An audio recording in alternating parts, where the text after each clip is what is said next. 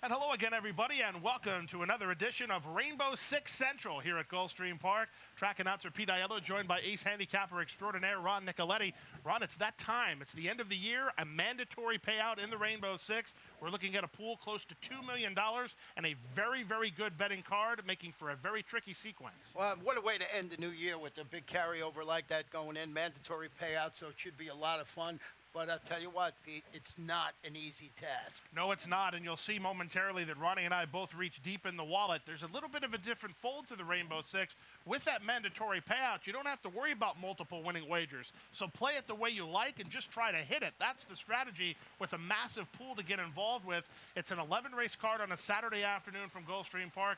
First post time is 12 noon. Race number 6 starts the Rainbow Six sequence with a 2:30 starting time. So we have our Rainbow Six tickets. Ronnie, you and I both over $100 on our plays, approaching things a little bit different. Well, I think this is the day, like you said, you step it up and you try and get it because you could win it with 5 out of 5. It's a mandatory payout, 6 out of 6, whatever it is. There's no neck tomorrow after that. So I started it off in there, Pete, with the 2-horse Zorzor making his local debut. First start since rallying, he was 7 wide. He came within a half length of breaking his maiden, going a mile in the 16th. It was on a yielding course at Belmont. Thought it was a good performance. Tony Dutrow, Edgar Zayas. It's a good son of Bodemeister, about $180,000. You'll see that our Rainbow Six tickets do have some similarities, except for races 7 and 10. Those are the separator legs. We can both lose, but we can also both not win here. You're single, I don't have, and then in the 10th race, I'm using 2 horses you don't have. You're using 3 horses I don't have. But race number 6, we do see it similarly. I think the right 5 horses are the 2, 4, 6, 8, and 12.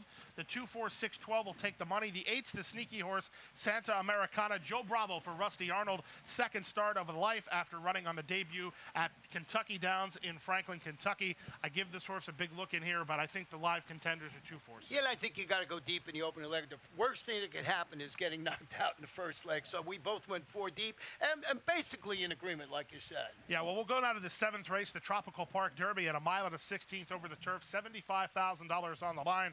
Ronnie, you're stepping up big and bold in leg 2 of this sequence. Expector Lindley, you're single in the Rainbow Six. I love this horse, and I'll tell you what, he showed a fondness for this course last year. He was here. He went 2 races, a win and a second. He's turning back to a mile in the 16th. A distance this horse likes, 4 starts, a win, a second, a third. He's turning back, as I mentioned. He was really impressive in his victory in the 9-furlong Grade 3 Saranac.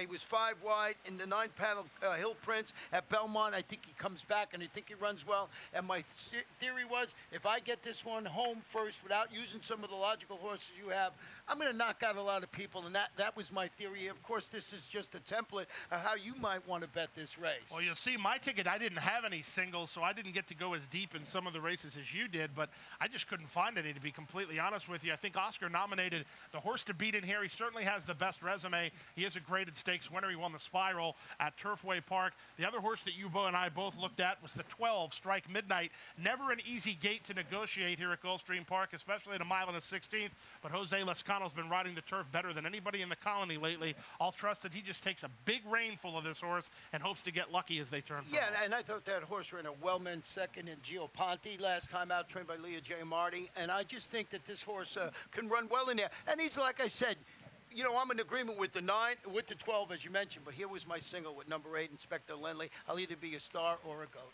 Well, we don't know about goats yet. No goats. We're not talking about goats. Let's think positive and move to race number 8 on the program. This race for me was the toughest leg of the sequence because there's just so much depth in here. I'm 5 deep in the race. I'm going to use 3, 5, 6, 7, and 8.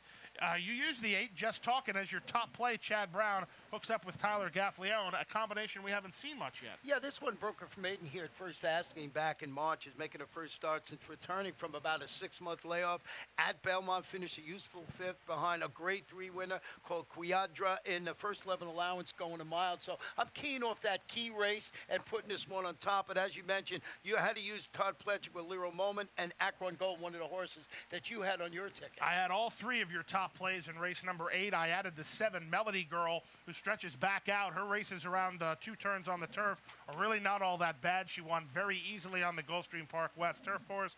I also used the number, let's see, 3, 5, 6, 7, and 8. Who else didn't I talk about that you used? That would be the six. 5, Camaria, who's coming in from Woodbine for Nick Gonzalez. Nick's been doing some good work. Don't overlook Paco Lopez. This is a wide-open betting race, race number 8. The 9th race, the Via Borghese on turf at 1 mile and 3/16. We have similar opinions here. It looks like you used 2 horses that I used, the 4, Desiree Clary, and the number 7, Trophy, Christophe Clement. Desiree Clary's the one to beat in here, but I went with Trophy, turning back to 1 mile and 3/16. This horse, if you go back and look at his last race, looked like it was making a winning move before flattening out, finishing 4th, but that was 2 lengths behind Al's Gale, who came back after that race and won the Grade 1 E.P. Taylor up at the in Canada in the next starts. That was going 1 mile and 5/16. So off that performance, you mentioned the connections, Christophe Clement, Julien Leparoux. I like this horse this afternoon. Well, I do too. Trophy is a horse that actually, as you just were touching on, ran some good races. But the thing that a lot of these horses are coming out of, they're coming out of the Long Island up at Aqueduct. Go back and watch that replay of the Long Island. A lot of traffic. A lot of horses got lucky to win that race, including the winner, Evidently, who's back in here. I struggled to think that Evidently will repeat only because she got such a good trip last time out. The other horse that you didn't use that I can understand trying to beat is the 12, Happiness. She's somewhat untested. She's won 3 of 5 races. She's never missed the board since coming over. She's actually never missed the board, period. She's never been beat since coming over from France. Well, this is 1 mile and 3/16. And what I've been seeing here at the meet thus far, it's tough to win from those outside posts. So I'm going to lay off that one. But I did use a horse as a long shot, and that's Stats Princess. I think this one is going to have tactical speed and run well in there. That's my long shot of the day on Saturday. I'm very, very afraid here. You and I are thinking in similar fashion. I don't know if we should even air this program because that doesn't usually spell very good usually spells TV. disaster, actually. Yeah. Well, that's good, though. We'll segue nicely. We got a 2-mile contest here. The Alan Jerkins is race number 10 on the program at 2 miles. Ronnie, we'll take the gloves off for this race. You and I don't have a similar opinion, and I actually have a pretty strong opinion in here. We'll let you go first. Quiet Force. Well, this one was stakes place going 12 furlongs, stretching out to 2 miles after posting back-to-back turf victories going 7.5 furlongs. The trainer is Fernando Abreu, longtime Alan Jerkins assistant. Certainly knows how to get them ready to handle this added distance. I think this one is the sneaky in the race here, and I'm going a little bit on, named after H. Alan Jerkins. Here's his longtime mentor in the race. I just think it sets up perfect for him. Taglib, the 3, the 1 to beat in there. I agree that Taglib is the one to beat, but he comes from so far back. On this turf course at this distance, this was my logic. It's kind of looking at hurdle racing. They don't necessarily come from as far back as you think. I want a horse that's going to be mid-flight and be able to just grind away at some of those other horses who are not tested at the 2-mile trip. Based on that, why not the 9, Hunter O'Reilly? He's coming in off a race against Strike Midnight, who we talked about in the Tropical Park Derby. He is a 3-year-old tackling older horses, but it's the end of the year. That doesn't really matter at this point. Say that. This horse looks like 2 miles is not going to be a problem. He's headed in the right direction, and if anybody can win turf stakes at Gulfstream Park, it's Jimmy Toner. John Velasquez has the call. That's the right horse, the 9, Hunter O'Reilly. We'll be betting on side bet later on, but let's get to the Tropical Park Oaks. The Tropical Park Oaks is leg 6 of the Rainbow 6 sequence mandatory payout. If you're just watching this, that's what we're doing this for, just to give you some insight on the Saturday program from Gulfstream Park. This race at 1 mile and 1/16 over the turf. Ronnie, you have a horse that I agree is a contender. I used her in my Rainbow 6, the number 10, Azalea. Yeah, this one's stretching out to the 1 mile and 1/16 after putting it all together in her second North American start when she rallied to win the 1 mile, 62,500 optional claimer. But this one has sneaky back class, was not beaten in badly in a Group 1 in Europe, with Group 3 stakes placed. I think this horse needed the first race in America, won its last. I think this is a big day for this horse here. And when you see my selections tomorrow, not in the Rainbow 6, this is my best bet of the day. Well, that's good, because I have that horse, so your best bet of the day is not something to ignore, especially at the Champions meeting. I think that the only tricky part of this horse is she's never seen firm ground. She saw it way back in France in July of last year. That was the first start of her life. We don't know if she likes firm ground or not. I think she will, so that's why I used her. The number 2, Try Your Luck for Mike Maker, going for 3 in a row. She is a horse that actually was disqualified from a graded stakes victory, but she parlayed that back in a big way at Kentucky Downs, winning last time out. Corey Lannery with the call. Yeah, she won the Dueling Ground Oaks. There's won it by 7.5, really coming. That's the one to beat in there.